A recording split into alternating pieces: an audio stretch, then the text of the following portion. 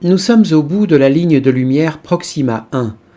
Proxima 1 est une ligne de lumière de Soleil qui utilise le rayonnement synchrotron dans le domaine des rayons X.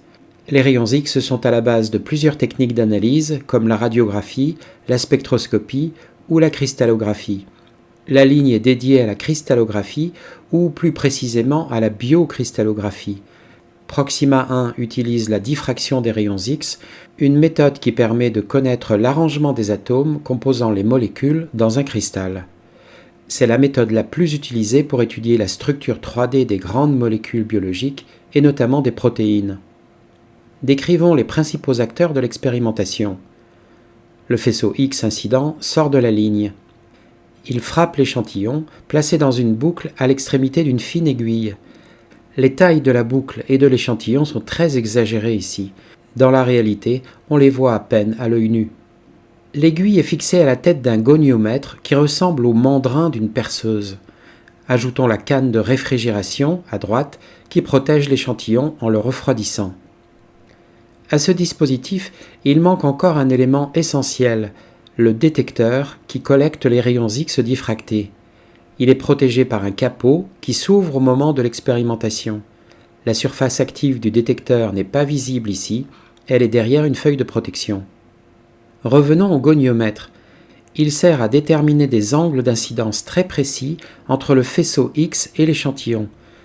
Il possède 3 axes motorisés qui font pivoter l'échantillon autour d'un point fixe central, en l'orientant correctement dans le faisceau de rayons X.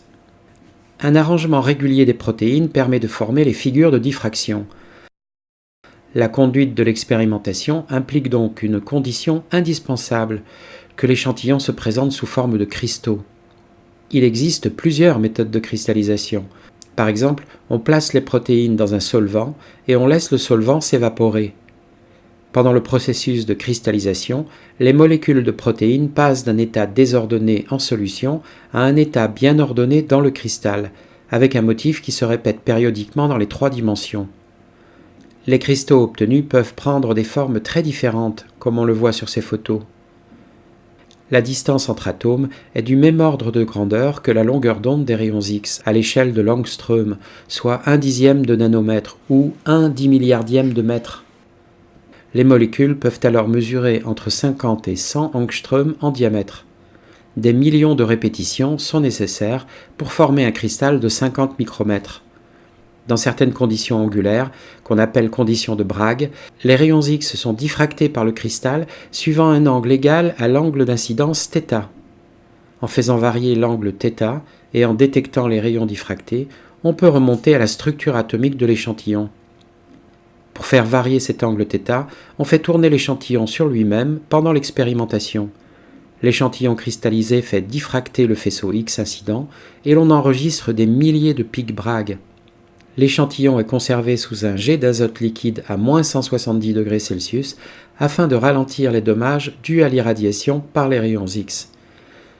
Pendant que l'échantillon tourne sur lui-même, le détecteur enregistre l'impact des rayons diffractés, à raison d'une image tous les dixièmes de degré par exemple. La gamme angulaire dépend de la symétrie du cristal, ce qui correspond à des centaines d'images de diffraction.